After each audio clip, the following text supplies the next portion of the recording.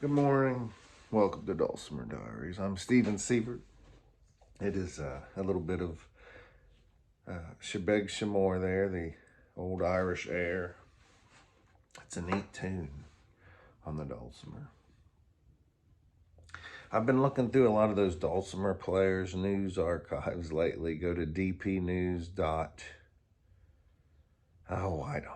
Go to Google and type in Dulcimer Players News and go to their website. And they put all those old issues up. And somewhere in there is reference to this tune, and it just got me thinking about it. I wish we had an index, like a topical index, an index of authors, for the whole 50 years, roughly. It would be neat. This whole idea of jumping up an octave is interesting. You do something down here, then you got to get up here. A lot of times when I go up high, I think I drone more, but then occasionally I'll throw in these chords.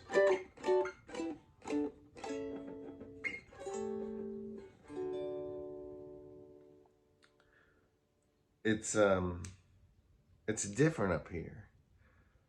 And that's what's cool. You're not just moving the melody up. Certain things that are easy down here are hard up here and vice versa. And I wouldn't want them to be the same, Same goes for going over the bass string. Listen to this on the bass up high. It's kind of cool. It's the same notes as melody string. You're up here. Different tone though.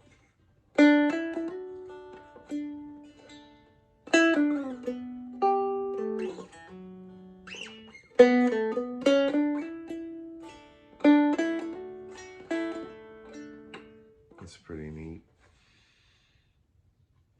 How to do it different. Why do I always want to do it different? It started off because I couldn't do it the same, and I didn't want to work hard enough to be able to. And I talk about this a lot, but I remember being at this, I think it was Joseph Beth Booksellers, and just north of the Ohio River in Cincinnati, Ohio. And I played through Wildwood Flower once, and I had everyone's attention. And when I went through it a second time exactly the same, I felt their attention wane. I could feel it. I could see it, in their faces. And so I started looking for ways to do it different every time. But it wasn't just to please them. It's because inside I was bored the second time through, A lot of people say, when you improvise, stick close to the melody. And I think that's good advice, but not always. It depends on your audience. And also, I think it depends on where you're at with the tune. Listen to Bob Them Cabbage.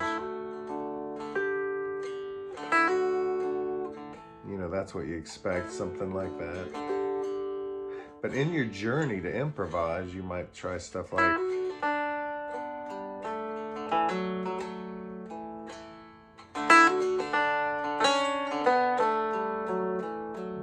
taking chances.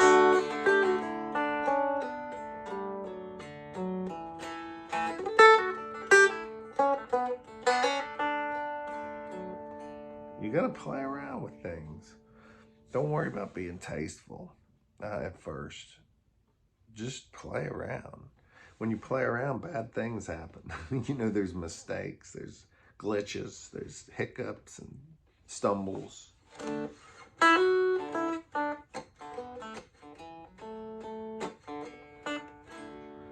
Now it's starting to sound like Fly Around My Pretty Little Miss.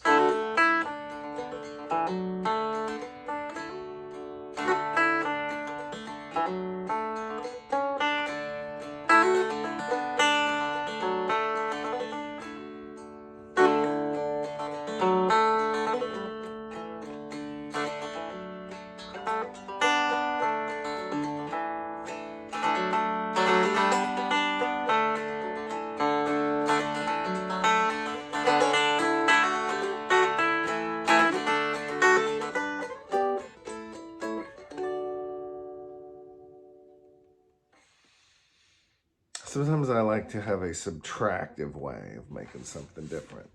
So this Fly Around My Pretty Little Miss, listen to this. So instead of, I want to try to simplify it somehow. Simpler. Let me try that again.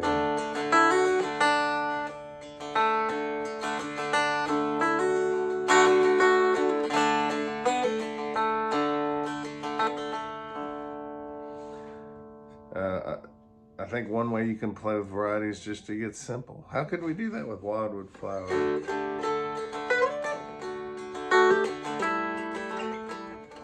How can I simplify that?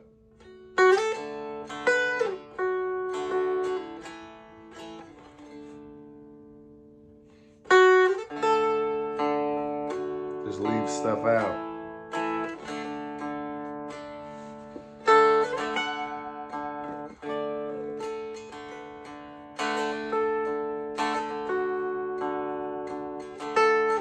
That'd be a good intro. And then you could go into it. And then the audience goes, oh yeah, it's the Wildwood Flower. When I get to this next part, I'm going to get simple again.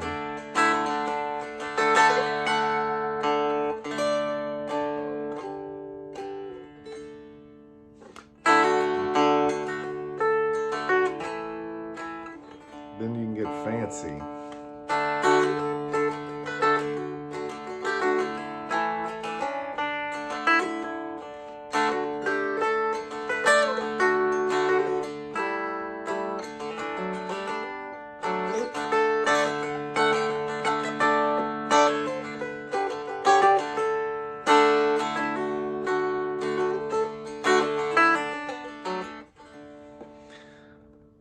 It's nice to have your normal tune and be able to get a little simpler and a little fancier. And I don't think you have to do much. I mean, think about that. Well, think about this camera angle and how my neck's going to feel later. You don't have to get much fancier, and you don't have to get much simpler. A lot of times just strumming more or less. Listen to Go Tell Aunt Rhody.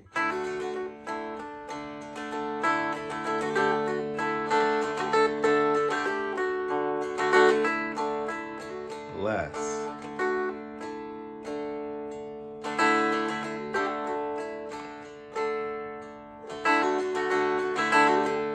A lot. With a little bit of added stuff in the left hand.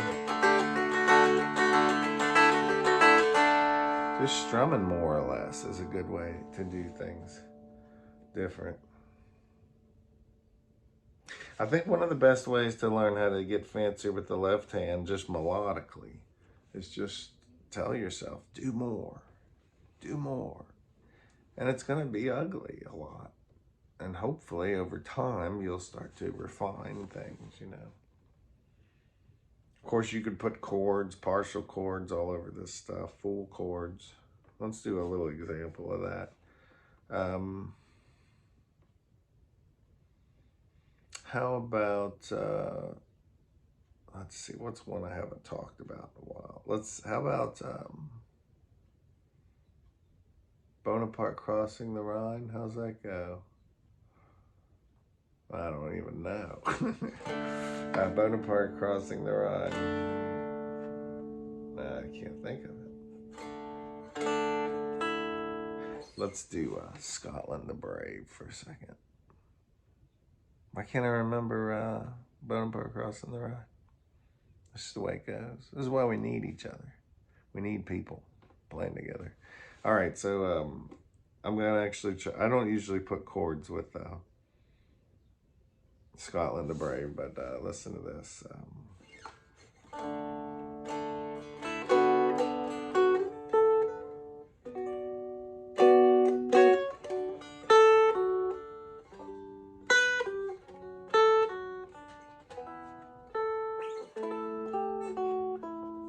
That's getting kind of crazy. What's the simplest thing you can do past droning?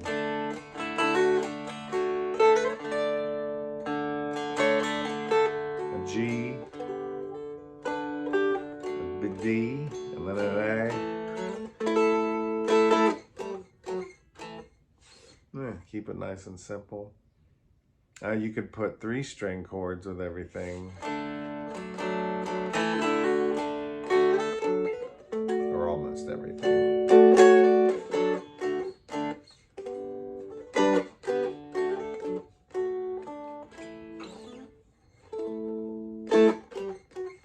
You could put flipped chords.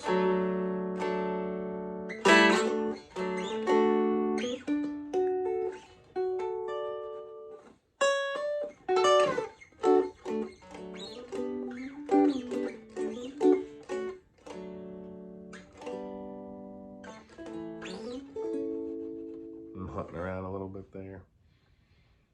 But somehow when I'm playing, you know, I said it's okay to get a little fancier with the melody and a little simpler with the melody. You can add in more strums. You can do less strumming. But with this chord stuff, you can get where you do a little more chording, a little less chording. A little fancier chording, a little simpler chording, you know. Always going through these ends of the spectrum, you know. Staying in tune doesn't hurt.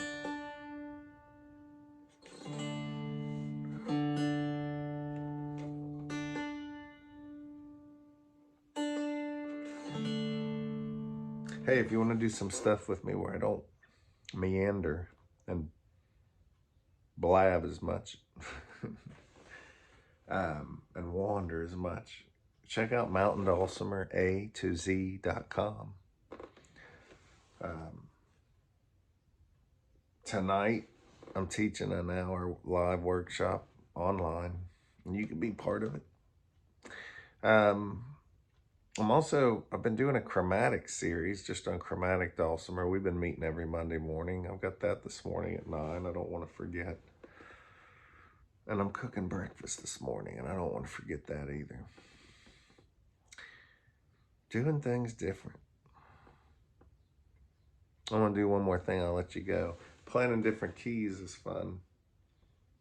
I know you're tired of hearing it, but boiled and cabbage in different keys. Listen, D.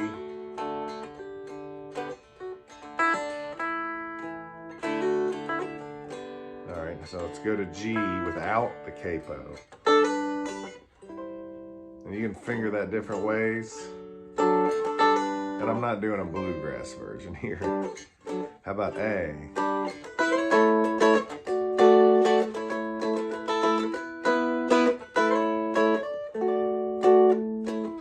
What if I do B minor?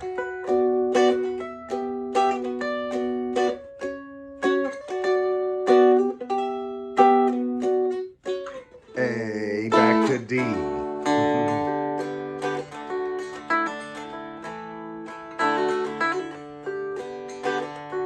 How about E minor?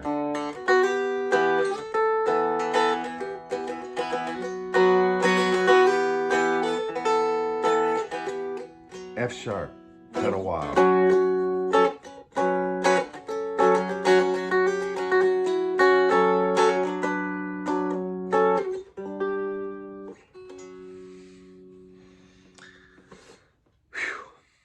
Do things different, your way, you know? You don't have to get crazy one way or the other. Just Do something different. And remember, at first, you're just going to be reaching in the dark sometimes and stumbling and fumbling. And that's the path to things getting more tasteful. But you got to release this desire to be so tasteful right up front when you're trying something new. You know, if you were giving a kid lessons in something, you know how you give them grace, you give them mercy, you tell them, hey, just try it out, just do it, you know. You can rein things in later. And I'm going to rein in these scrambled eggs. I'll talk to you later. Adios.